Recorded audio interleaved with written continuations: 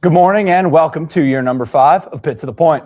I'm Ryan Tarabokia. And I'm Lucy Landy. Pitt to the Point is your weekly 1-hour Emmy Award-nominated news and magazine program that airs live from the state-of-the-art Pitt studios. Pitt to the Point covers everything from the University of Pittsburgh to the City of Pittsburgh, as well as national and international events, news, people, and stories. We're back with your favorite segments, such as Alumni Spotlight and Clubbing at Pitt, which showcases one of our amazing student-run organizations. We'll feature stories from our incredible University of Pittsburgh regional campuses and tell you the top headlines from our neighborly journalists in arms, the Pitt News. And we'll be joined live by our affiliate college and high school partners and their student anchors who will tell you what's going on in their schools and communities. Now we're statewide, from Pittsburgh to Lancaster to Philadelphia. And of course, we'll continue to bring you the most up-to-date news from the world of politics, sports, business and technology, medicine, and entertainment in the city of Pittsburgh and at the University of Pittsburgh. President Donald Trump reaffirmed his stance on Iran's nuclear program during his State of the Union address this past Tuesday. U.S. officials fear that uranium enrichment in Iran will lead to nuclear armament. Iran remains firm that no nuclear weapons have been created. After years of standstill and drop deals, the recent negotiations sprang up during a period of political and economic turmoil in Iran. Both the U.S. and Iran have named diplomacy as the preferred method of negotiation. However, President Donald Trump has stated force may be used if necessary. Currently, the U.S. is amassing the largest military presence in the Middle East since the Iraq War. As of yesterday, there have been 3 negotiation sessions and another planned with no deal signed. President Trump warned Friday that limited strikes on Iran are possible. The president is pressuring Iran's government to dismantle its nuclear program. The warning comes as the United States ramps up its firepower in the Middle East. On Friday, the USS Gerald Ford aircraft carrier and 3 other warships entered the Mediterranean Sea. There are currently 13 U.S. Navy vessels in the Middle East, including another carrier, the USS Abraham Lincoln.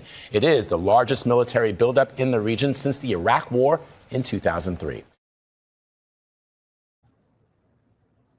The Mexican cartel kingpin, Nemesio El Mencho Oseguera Cervantes, was killed by Mexican military this past Sunday. What followed was widespread violence across the western region of Mexico, particularly in Jalisco.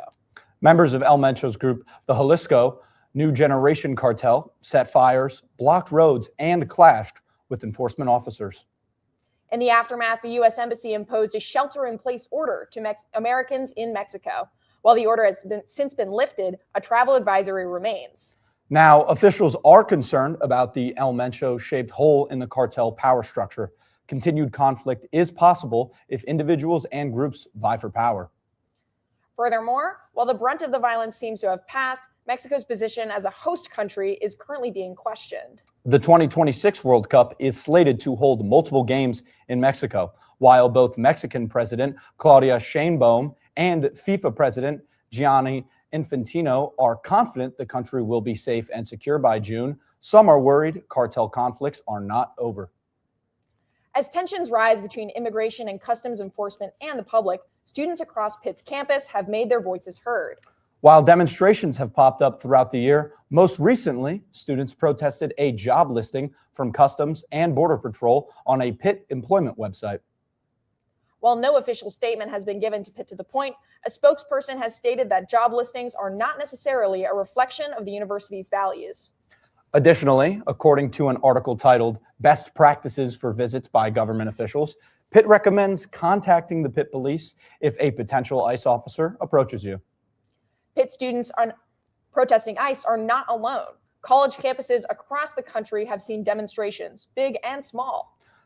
This week, we're joined by Cordelia Stubblefield and Kyle Turnbull, 2 anchors from Miami University's Red Hawk TV, to discuss their campus's recent ICE out protest and administration's response. Thank you for joining us. Thank you for having us. Yeah, so first and foremost, Miami University student organizations like the Ohio Student Association, the Young Democratic Socialists of America, and the College Democrats, organized this ICE out protest in January. So what was that event like for students on campus? Well, the event itself was very peaceful. Usually, when events like this happen, University Police does show up just to make sure nothing happens, and they were there at that time. Um, it was a pretty notable crowd. People had made signs, and there was some chanting, but there wasn't any violence. It was more of a community building event than anything else. Lots of students were feeling very frustrated, and many showed up to show their support for the event. Yeah, what was the general response to this event by the general student population? There was not any sort of backlash. Most of the students agreed that this protest was something that had to be held. It was specifically a walkout. So all of the students that were there agreed that this was more important than class time. And it was pretty much a universally agreed thing that this was what should be happening right now. Now, Miami University sometimes has the reputation of being a little more politically conservative. Do you think this is a correct assumption? And how common would you say protests like this are on Miami's campus? Yeah, I would say that's largely a correct assumption. I mean, Miami's located in Oxford, Ohio, and it's surrounded by some deep red rural areas. The Cincinnati suburbs, where Miami pulls a lot of its student body from, are some of the most red suburbs in the country, actually. And Miami's known for producing conservative leaders like our current governor, Mike DeWine, former Speaker of the House, Paul Ryan. So there's definitely some conservative history here at Miami. I would say protests are pretty rare here. It's a pretty politically inactive student body, I would say, as a whole. I would say in my 4 years, this was the largest protest I've seen by a significant amount. Obviously, there was some activity during the nationwide protests over Gaza. There was a No Kings protest, but both of those were much more subdued and much smaller than this, I would say. Yeah. And kind of going off, so in a now deleted Instagram post, the Ohio Student Association stated Miami University's administration had actually committed or at least heard some of OSA Miami's demands regarding student interactions with white. Do you know what the administration's official stance on ICE's presence on campus? And has there been a response from administration about this walkout? Well, the walkout clearly made a difference because there was an actual response from the administration. That's not something we get often. So the initial response from the administration was that the university would have to inform students via email, via text, via an alert system we have on campus whenever ICE is on campus. And also that ICE would have to check in upon visiting the university, and that Miami University Police would have to be monitoring ICE and any activity they were doing on campus.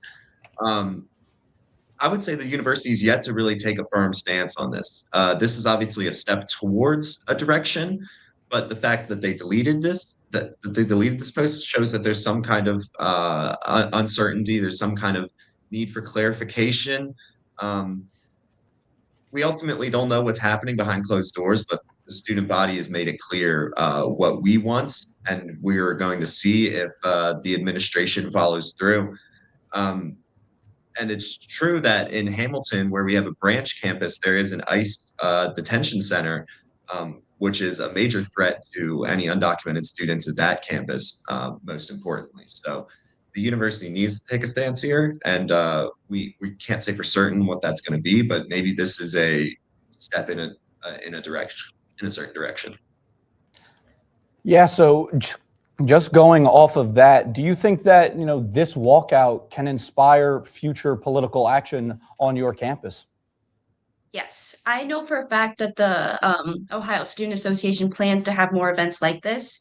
I spoke with Callie Barcroft, who is the president of that association, and she says that the plan for the organization is to have a community building event once a month, usually the very first Friday of that month. So there will be more events like this to come. Wow. Thank you so much for joining us. This has been really great to hear your guys' perspectives. Stories like these can only be brought to your ears thanks to hardworking journalists on the ground, or should I say campus, of the University of Pittsburgh. Similarly, let's see what the writers at the Pitt News brought to our eyes this week, looking at their top headlines.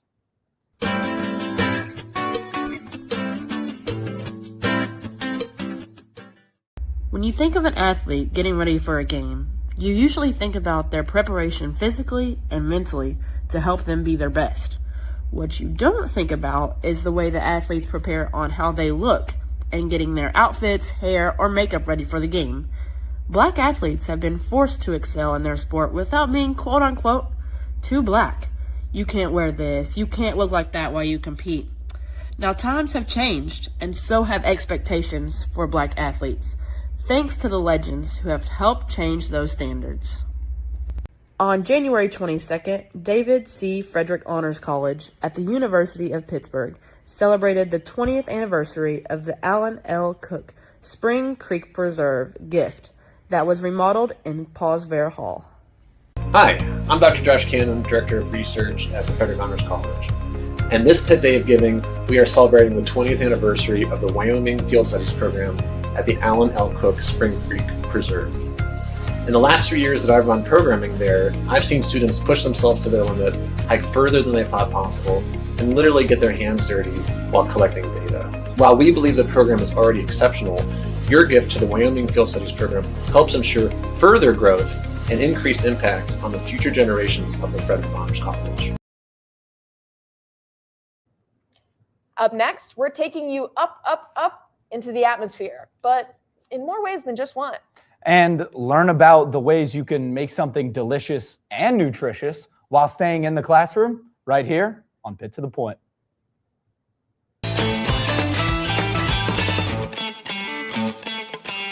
This morning, you take your place in this honored tradition. You take your place in a time of great challenge and even greater opportunity. Community comes at the cost of your comfort zone. You don't just stumble upon community in college, you create it. I hope that your journey outside of your comfort zone eventually leads you to a community that welcomes you exactly as you are. Class of 2029, whatever you're feeling right now, I hope that sometime soon you feel at home. Congratulations, class of 2029, and good luck to you as you begin your journey. Can you hear me? This is interesting. Is this on? Can y'all see me?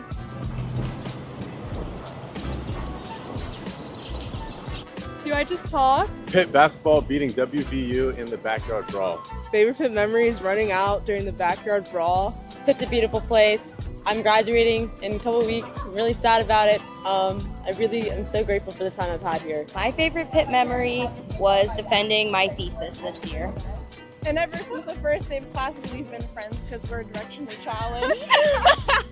My favorite memory was all the times I spent with my friends. I should do it. Working on a movie with one of my good friends. My favorite Pitt memory was winning backyard brawl at like the last second because I was going to leave. Going to the Pitt volleyball games and seeing them beat Penn State and Louisville and all the people. My favorite memory is the photo shoot we just had for the ballet club at Pitt. My favorite Pitt memory this year was winning the backyard brawl. H2P, baby. And I just finished my last German class and I started tearing up because after 5 years we finally did it. So yeah, that's probably one of my favorites. It's like nice out, it's beautiful, and I'm like so happy. Bye! What if you had over 30,000 big thinkers and believers behind you? In a city connected to everything? Well, you'd probably find yourself doing something truly incredible.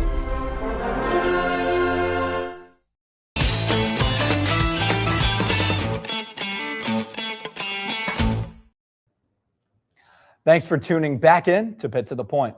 Happen to watch a story today that piques your curiosity? Want to find out more about what's going on in Pittsburgh? Visit our website.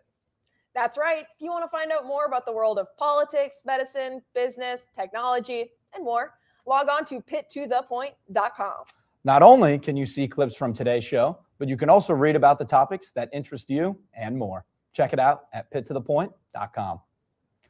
The Environmental Protection Agency is facing deregulation as the Trump administration will be removing the endangerment finding.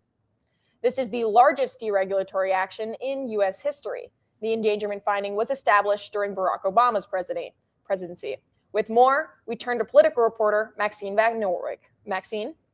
On February 12th, the Trump administration revoked the landmark finding through the EPA of the endangerment finding, which provided the government regulation to regulate greenhouse gases alongside other climate change. While this decision happened a few days ago, many are still confused about the scope and the effects of this problem, leaving students and professionals concerned. They revoked the endangerment finding for greenhouse gas emissions. So without that finding, the EPA really shouldn't be and doesn't have the authority to regulate any of that particular pollutant. So by taking rid of the endangerment finding, it's basically wiping their hands clean of their opinion on whether or not they have authority to regulate greenhouse gases. I think that's pretty messed up, honestly, because the endangerment findings, I think that that's very true, that greenhouse gases are a threat to health. Well, definitely doesn't change my intention to go into this field, but it does make me kind of wary. The authority that went away here is only with greenhouse gases. So those mobile sources still have a variety of other pollutants that are harmful to public health that the EPA still absolutely has the authority and obligation to regulate. So it's not like we just wash our hands of any oversight whatsoever. So I'll say that's actually sort of a positive thing in that a lot of these things, if you reduce one, you reduce the other. So if you have to reduce all these other pollutants, even if you don't want to, you're indirectly having a positive impact on reducing greenhouse gas emissions.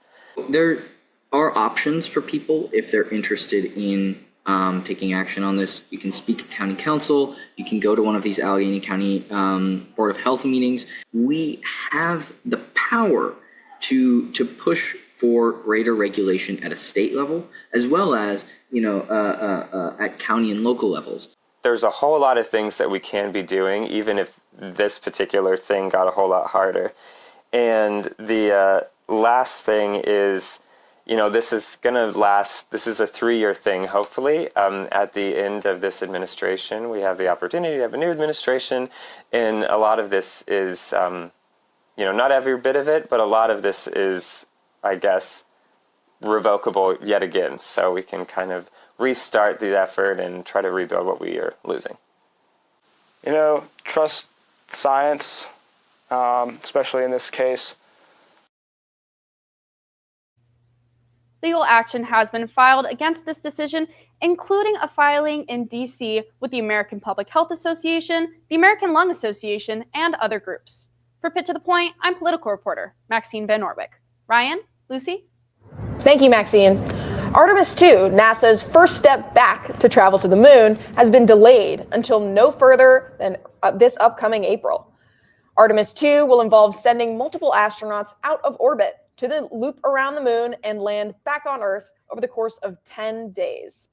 The delay was announced after NASA was running tests on the Space Launch System, NASA's largest rocket ever built, which led them to discover a helium leak present in the upper stages of the rocket. This resulted in them transporting the rocket back to the vehicle assembly building at the Kennedy Space Center. This is the second delay this month. And space flights are not the only dreams being grounded. Cuts to federal small business grants may find some entrepreneurs in Pittsburgh out of luck. With more on the story, we have business and tech reporter Farah Hendawi. Farah? Reviewing conflicts of interest and research protections is seen as a mandatory process of translating academic research into smart business practices. Well, at the Office of Research Protections, the racetrack between research and businesses cannot exist without its guardrails.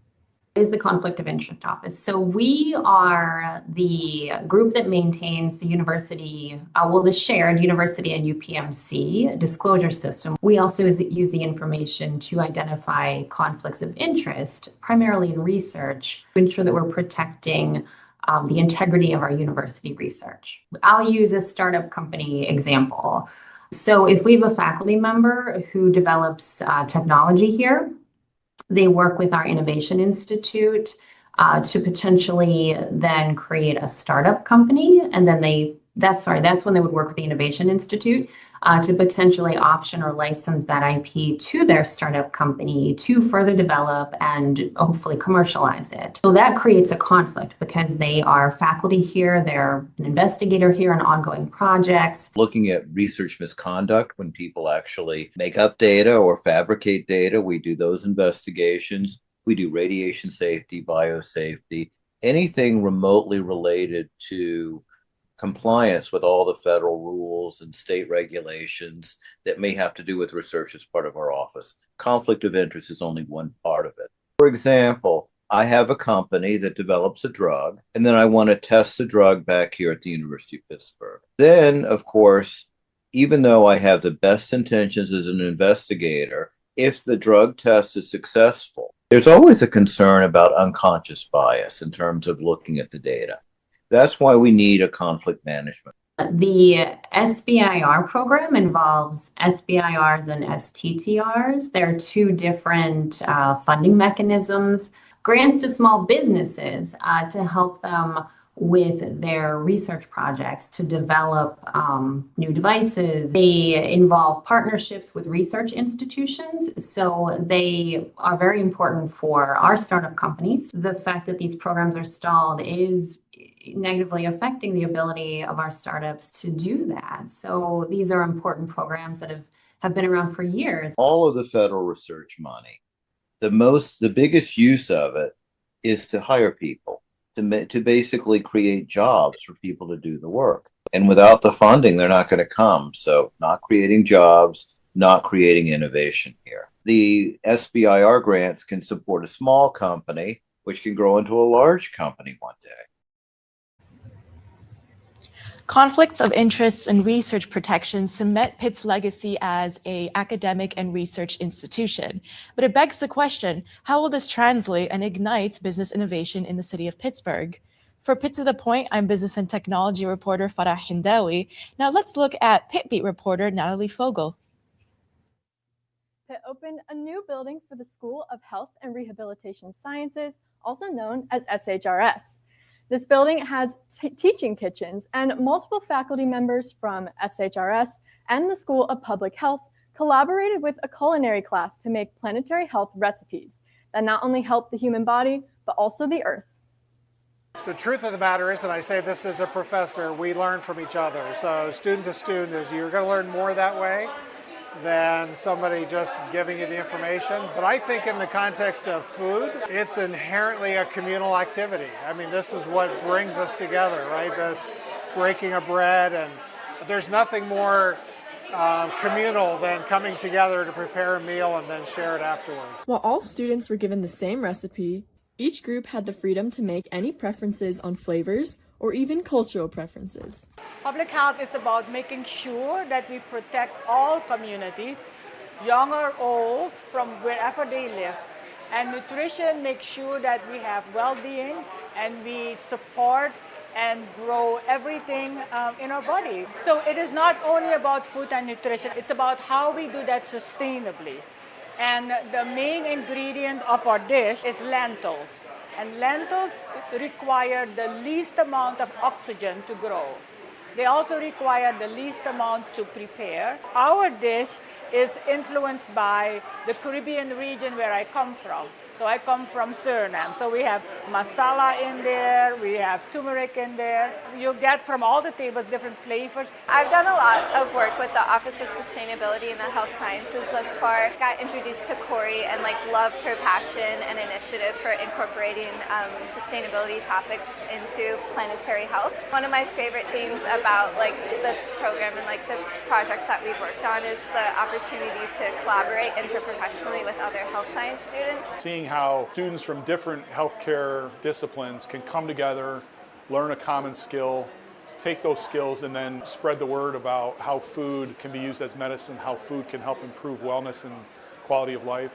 I think in a lot of our programs it's very like tunnel vision line. Like you don't really get a whole lot of interaction with students from other health science schools. So I think opportunities like this are an amazing outlet to kind of interact and get to know other students. And you know, in the future, like we're all going to be working collaboratively in our respective healthcare fields. And I think like absolutely more courses similar to this one should be offered for students to navigate that outlet.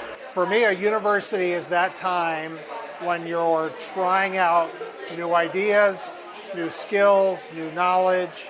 The way you do that is you put yourself into new environments. So gaining experience is the soul of a university. And that's why I think, you know, every student should seek from the day they get here to broaden their perspective, try as many new things as they can fit into their life while they're here with us at Pitt. It's not that you can't learn afterwards, but there's very few places you will ever be where there's so many opportunities to try different things. The new SHRS building includes more than just teaching kitchens. There are many different rooms for all different kinds of health science majors, allowing Pitt students the opportunity to gain even more experience while they're at the university. For Pitt to the Point, I'm Pitt Beat reporter Natalie Fogel. Ryan, Lucy. Thanks, Natalie. Now we are halfway done, but make sure to stay in your seats to find out what's happening this spring training with the Pirates, as well as an update on the recent success of Pitt women's lacrosse. But before any of that, we'll take you on a trip to Henderson High School to hear from our college and high school partners. We're up next on Pitt to the Point.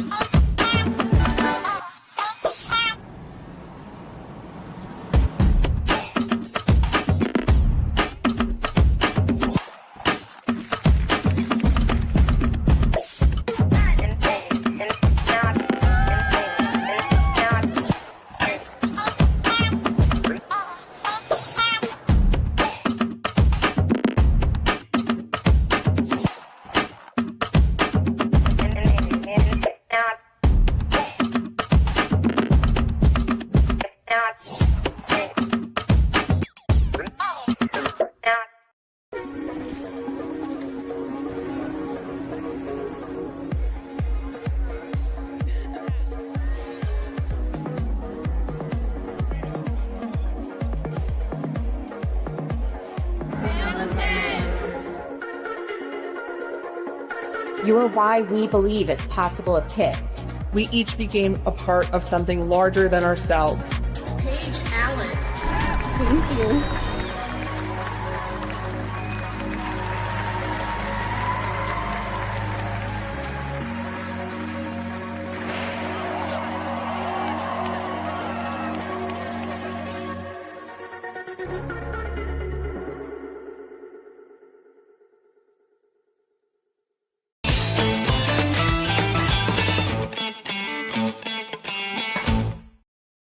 Welcome back to Pitt to the Point. Our college and high school partners are giving us the scoop on their communities all across Pennsylvania.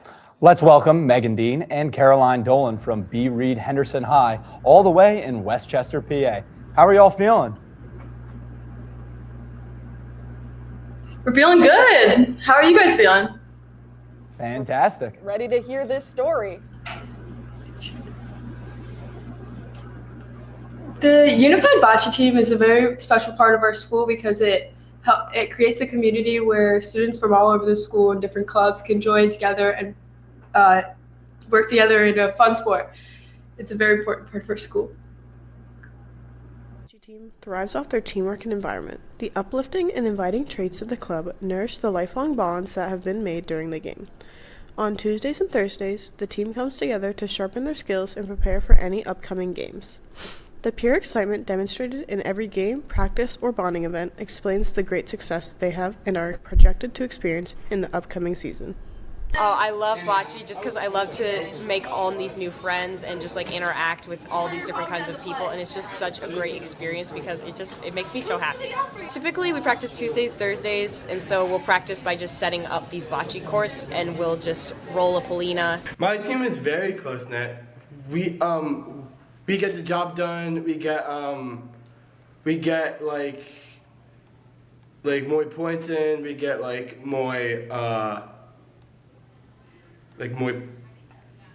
more matches, and hopefully we will win all this year. Last year, the team had an outstanding record of 22 altogether, and the Garnet team made a promising run in the playoffs. The team hopes to succeed this year and have started off strong with a win against Octorara. They also have an exciting year for them, as they have been selected to be a part of Pennsylvania's Special Olympics. Come out and support the team at their next match. Okay. This team does a lot of hard work. Lucy and Ryan? Well, y'all did not bocce that story, so let's hope we do the same. Women's lacrosse is breaking barriers and building a resume right here on Pitt's campus. To hear more on their remarkable rise, let's hear from our Pitt sports reporter, Colin Ferguson. Colin? We may be just 4 games into the regular season for the Pitt women's lacrosse team, but this roster has already found itself well within the record books here in Oakland. For the first time, not only have the Panthers begun ACC play with a record of 2-0, they also find themselves ranked as a top 25 team in the nation. Head coach Emily Boissonneau has been with the roster since its birth as a Division I team in 2019 and believes that her time developing her players has turned them into a force amidst a slate of brutal ACC opponents.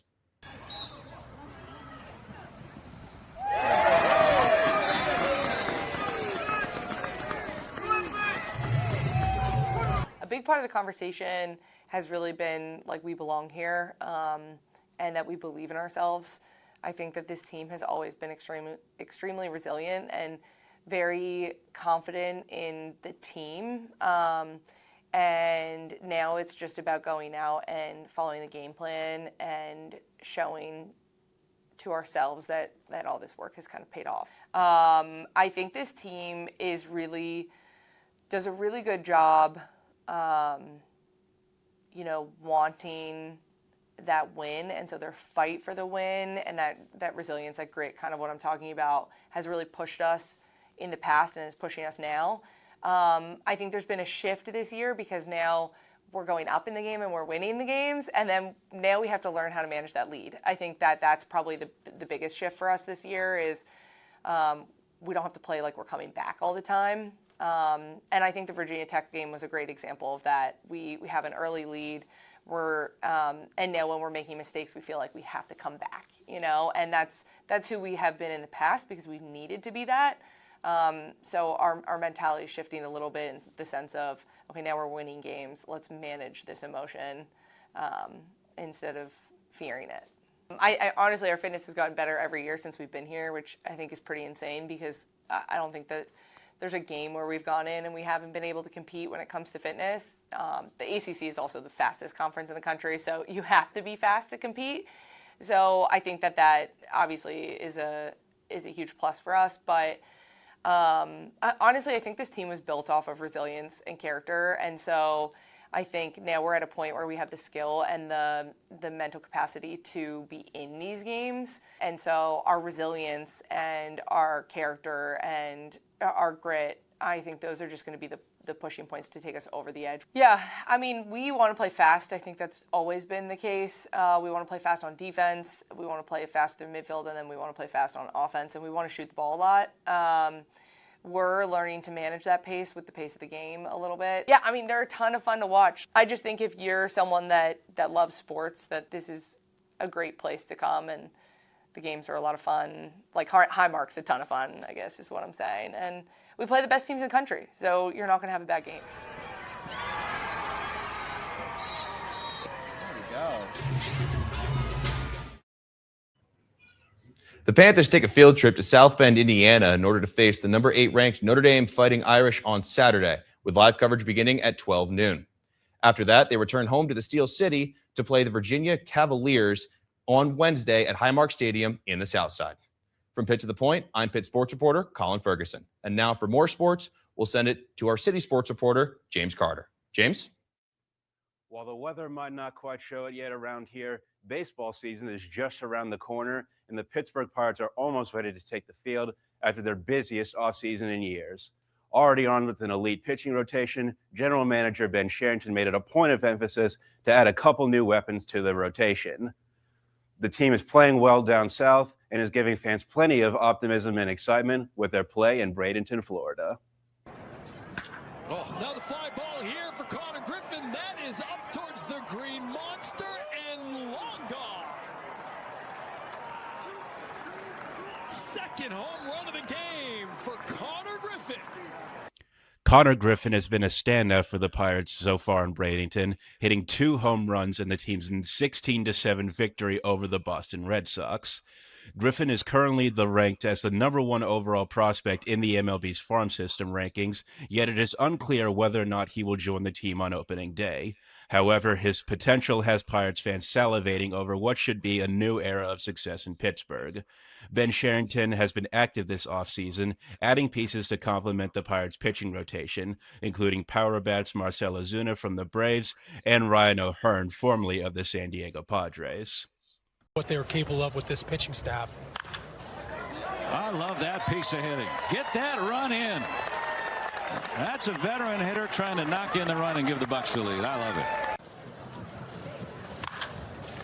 On the ground and through. Base hit for Ryan O'Hearn. Gonzalez can get to third on that base hit. So far this spring training, O'Hearn has averaged a 3.75 hitting clip and 4 RBIs, solidifying himself as a piece of the Pirates rotation. Ozuna has also hit a RBI in the team's 2-6 loss over the New York Yankees. However, his inclusion does mean that for the first time in 3 years, Andrew McCutchen will be off the team. The Pirates will return to action in the Steel City on April 4th against the Baltimore Orioles. The team will play against the Baltimore Orioles later today at 1:05 p.m. and will take the field on opening day against the New York Mets in front of a national audience on March 26. For Pitt to the Point, I'm City Sports reporter James Carter. Ryan, Lucy. Thanks, James. Okay, I think that for the first time ever, we may be done with sports for now. Nevertheless, our upcoming stories are fun for all ages. Stay tuned for sensational scents, wonderful wishes, and boxed baked goods breaking records. Up next, only on Pitt to the Point.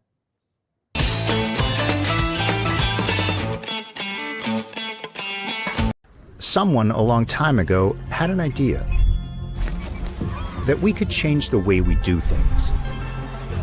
What if you had over 30,000 big thinkers and believers behind you and $1 billion in research to make it happen?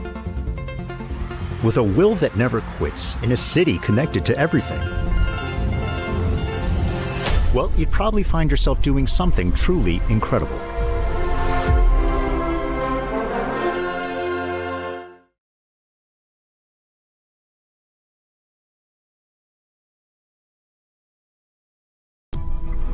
I am so honored and humbled to officially welcome you to the University of Pittsburgh.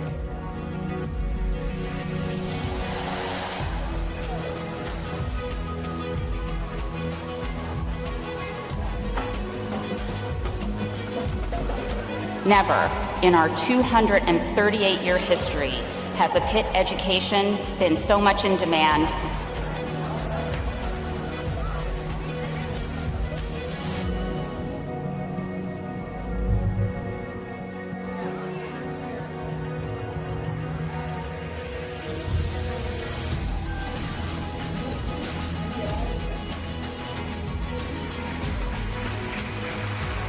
It's possible at Pitt is not just something we say when you walk in the door. Hail to each of you, hail to possible, and hail to Pitt.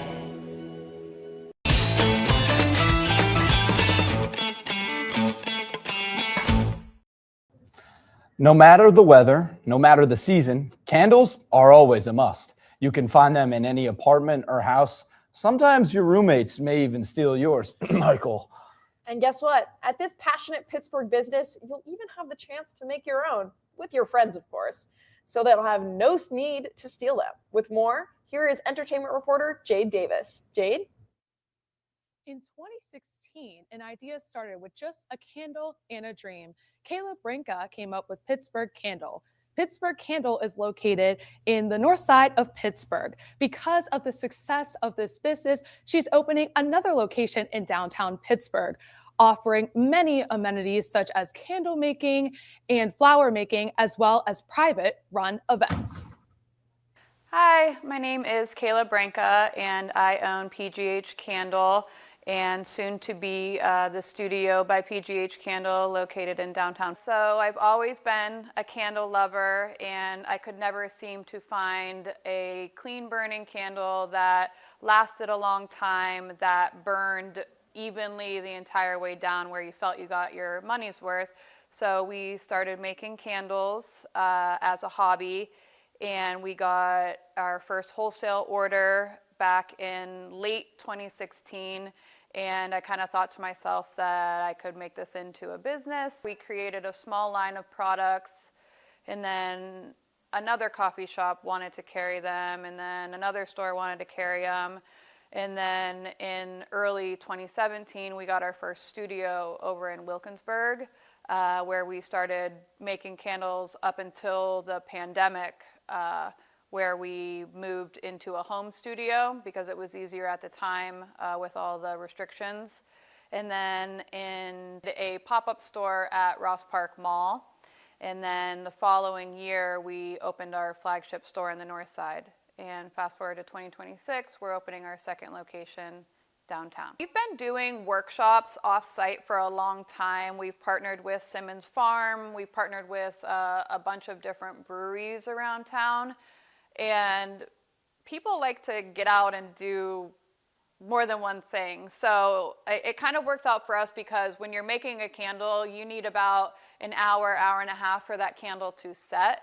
So we like adding in another activity there, whether it's learning how to build a bouquet. We have different ideas for our workshops, but that's kind of where it came from. We're going to be featuring those workshops bi-weekly, monthly. We haven't really settled that yet, but we are going to be offering them. We are going to be doing an Easter workshop where you can come and make a Easter candle as well as an Easter centerpiece to take to your Easter Sunday brunch, dinner, whatever you have planned. And that'll be taking place this Saturday before Easter. This building was home to a stationery store for about 160 years. It was one of the longest standing retail stores in Pittsburgh and Allegheny County. Yeah, we just plan to keep that original legacy alive by staying true to what we're doing. As PGH Candle awaits their opening, Kayla Brinka says the idea comes from a unique concept, and she wants Pittsburghers to find something new to do. From Pitt to the Point, I'm entertainment reporter Jade Davis. Brian, Lucy. Thanks, Jade. Here on Pitt's campus, 2 students wanted to make a difference in the lives of children facing a multitude of illnesses. And with the help of Make-A-Wish, these students are more than just club members. They're wish makers. Many people know about Make-A-Wish and how active they are in the greater Pennsylvania area. Yet, it was not until recently that 2 students created a club at the University of Pittsburgh for students of all backgrounds to get involved for the cause. So my roommate and I, Suyen, we're starting Wishmakers on campus, and it's basically Pitt's version of, or like branch of Make-A-Wish. And so what we plan to do this semester is volunteering events at places like UPMC Children's Home, and we also want to do volunteer events directly with Make-A-Wish because Make-A-Wish has a building in downtown Pittsburgh, and we have a representative there that we've been in contact with, and so we're hoping to do a lot of volunteering. And we also want this to be an opportunity for people to gain leadership as well. I started volunteering because I grew up babysitting and I've always loved kids, and I really wanted to volunteer here in Pittsburgh. So I started volunteering at Children's. I volunteer in the NICU, which is really nice. I just get to hold the babies, and yeah, I like it a lot. Sienna and I have both been really involved with children. She's volunteered at the Children's Hospital back home for like 3 years now. And then I volunteered at UPMC Children's for almost a year now. And so we're both very involved with children, and we really wanted to join a Make-A-Wish club here at Pitt, and then we realized there wasn't one. And so that's kind of just what got us going. We contacted the girl at Make-A-Wish, and we were kind of just like, we wanted to start like Pitt's chapter of Make-A-Wish, and that's kind of just like what got it rolling. I then asked what events they had planned for their club meetings. What we plan to do is make cards for Wish kids who are just starting out their journey, and we just hope that that brings them some joy in a difficult time. And yeah, we just plan to make homemade cards, and then our contact for Make-A-Wish is going to deliver them. We plan on doing a Wish Week, which for those who don't know what it is, it's something that the Chi Omega sorority does. It's basically a whole week full of philanthropy and fundraising events just to raise money for Make-A-Wish. So for example, you could do like a bake sale or like hot chocolate sale since it's like the winter. But yeah, we just plan to raise money through that. Now, Lucy, my brother may have gotten the sweet tooth in my family, but that has never stopped me from eating Thin Mints by the sleeve. Well, Ryan, if you tried to buy Girl Scout cookies from a certain Scout, you wouldn't be alone. You'd actually be one of over 100,000. We turn over to a former Girl Scout and our current City Beat reporter, Michaela Albers, for more. Michaela? Girl Scout cookie season is here. And for many Scouts, that means the tried and true door-to-door selling method. But some have taken to social media to enlarge their customer base. Now, the money from these boxes go right back into the troops for the kids and the families to embark on more adventures. Girl Scout cookie selling just got easier. With social media and personalized sites, Girl Scouts across the country can reach customers quicker. It has changed quite a bit, especially with like the online orders now. It used to be that you had to like find a Girl Scout, and now you can actually like kind of like put in orders for a Girl Scout on her like online orders. Nowadays with like social media, it's like crazy how many orders you can get and stuff. So that is a big role in it. The cookie sales definitely boost the amount that your troop is able to do, and it really does give back towards the girls. So that's always really fun to see, because I know that like the girls who are able to make that money, they're going to be able to go on extra hiking trips, extra like camping trips, or we were able to sign up for like boating classes. One little girl has been able to sell over 115,000 boxes of cookies thanks to TikTok. Pittsburgh native Pim Neal went viral after her father posted her cookie sales pitch over the platform. Although she hasn't stopped there. The 6-year-old is continuing to up her goals and is planning to sell more cookies until the season is over. In studio today, I am joined by 6-year-old Girl Scout and Pittsburgh native Pim Neal and her father. How are you feeling today, Pim? Good. Good? So I heard that you have sold over 115,000 boxes of cookies. Yeah. How does it feel being the top seller of Girl Scout cookies in Pennsylvania? Good. We are so proud of her. It's incredible. No one planned for this, and so just being able to see her and the example she's been able to set, and it's just been mind-blowing, and we're so proud of her. So, you know, this all started with a viral TikTok video. When you posted the video of Pim giving her cookie pitch, did you ever think that it was going to reach the amount of viewers that it did? No, we had 1,206 followers on TikTok. And when we posted the very first video, which is the one in the red dress, and there's, you know, a badge for if you make a video and put on your digital site. So I asked her every day for like the first 12 days that was available. It was like, no. She finally said yes. She's like, what should I say? I said, well, tell them your name and see if they want to buy cookies. And we hit record, and that started it.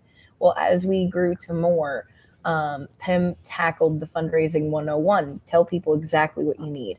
So the video that launched her viral success was, I think it was her third one. It was the one where she asked for 10,000 boxes.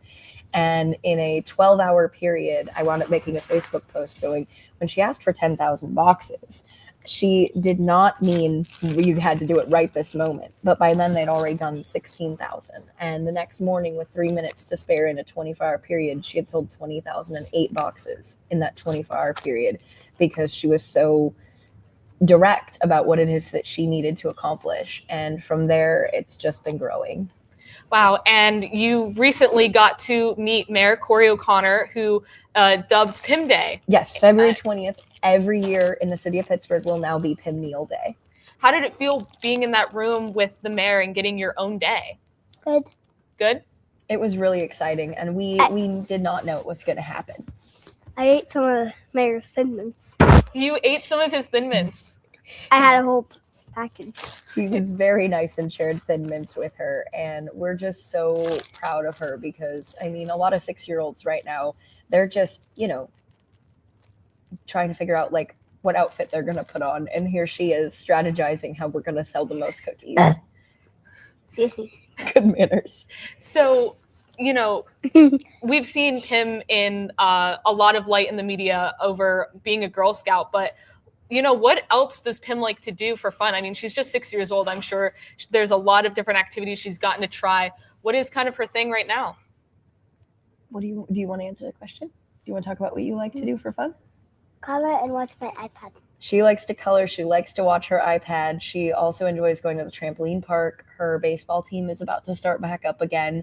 And then this year we're going to add new experiences like going to camp and a couple other cool places. Like she'll get to see Niagara Falls. We're very excited for road tripping to take up. And then her favorite place in all of Pittsburgh, I believe, is Kennywood. And she loves going there. So, you know, Pim's story is inspiring to a lot of young Girl Scouts, especially this is her first year.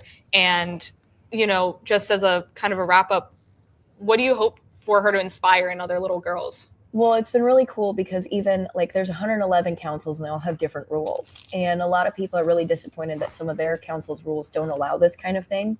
And the type of growth that you have, learning where to find things on a map, learning how to like prepare these deliveries en masse, communicating with people. We got a message yesterday. I don't know which council, but a mom was so excited because their council finally changed the rules and told the girls, let's do it. And we're watching how, when this started, you'd have to go looking on TikTok for Girl Scout cookies. Now we open TikTok and we see so much creativity. The teenagers who've put in so much work to make more in-depth videos that are cool. And we're just so excited for all of the avenues and the way that she's inspired leadership, the way that Girl Scouts of Western PA spoke to us as parents, because after cookie season, there's a lot of money that the girls get to decide how to spend, and helping us figure out what opportunities our daughters can put together for meaningful things in our community. So we're very excited about what all of that means for us and for her and what she and her troop is going to bring forward.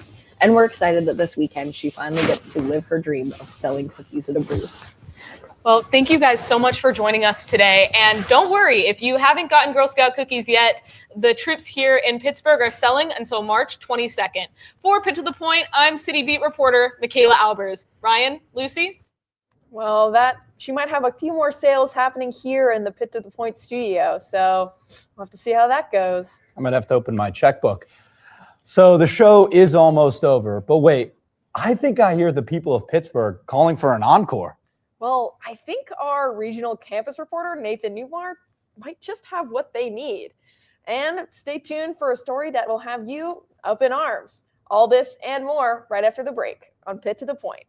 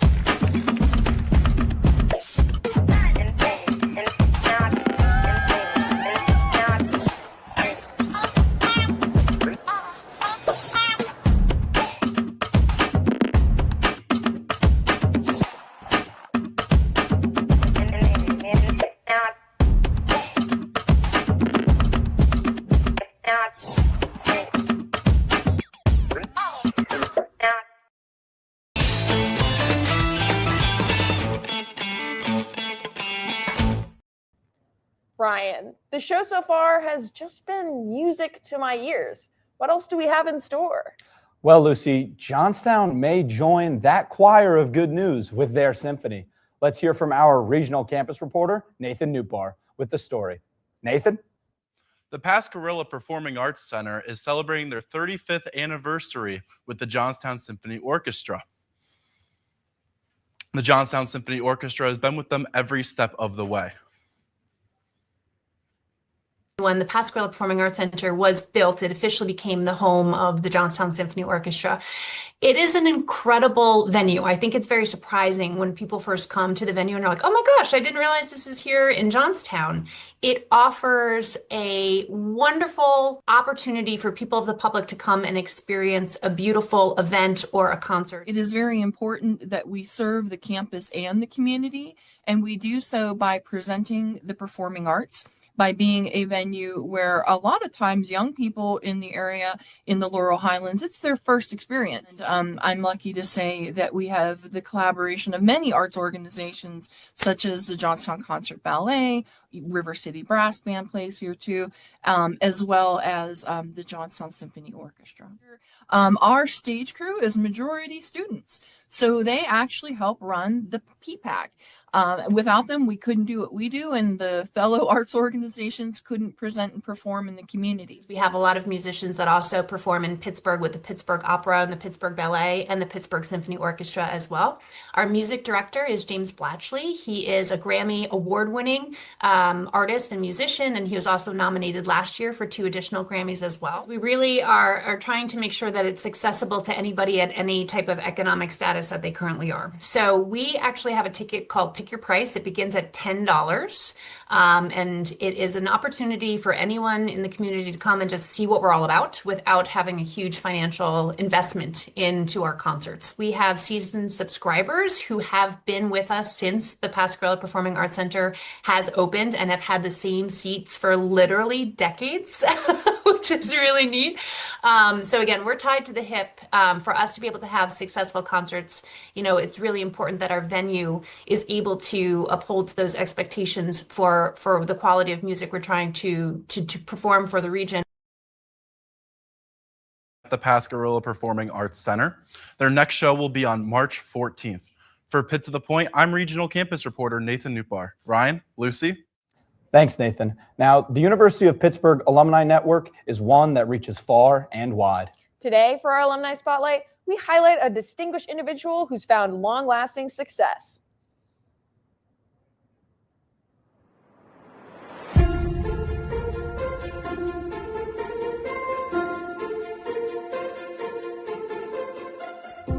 I'm Bill Pietrogallo. I'm a Pittsburgh native, born and raised in Highland Park, live in Shadyside, not far from the Cathedral of Learning. And I was at Central Catholic High School, 1 year at Loyola University in Rome, Italy. And then I attended University of Pittsburgh School of Law. And I've been practicing law here in Pittsburgh ever since then, 55 years counting.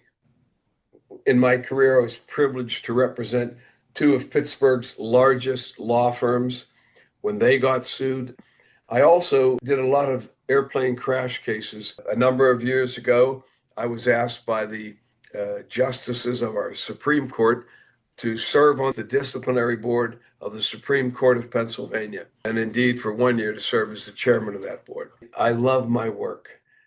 I love the challenge of litigation. I love the challenge of helping clients. I sometimes can't believe that my clients actually pay me for studying new subjects. You know, one of the books on my shelf over here is a book about nuclear energy. They actually pay me to study nuclear energy, and I'm learning something, and then we use it in their cases. But that's an example of the privilege I feel I have as a lawyer to get to learn new subjects and apply them in different contexts, and then finally, if necessary, in a courtroom. Well, Ryan, today marks our final show as anchors here on Pitt to the Point.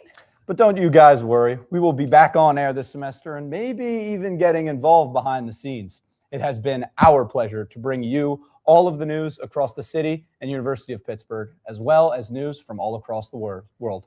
Tune in next week at 8 a.m. to check out our new anchors, Kaylin Davis and Colin Ferguson. Take my word for it. They're bringing their A game.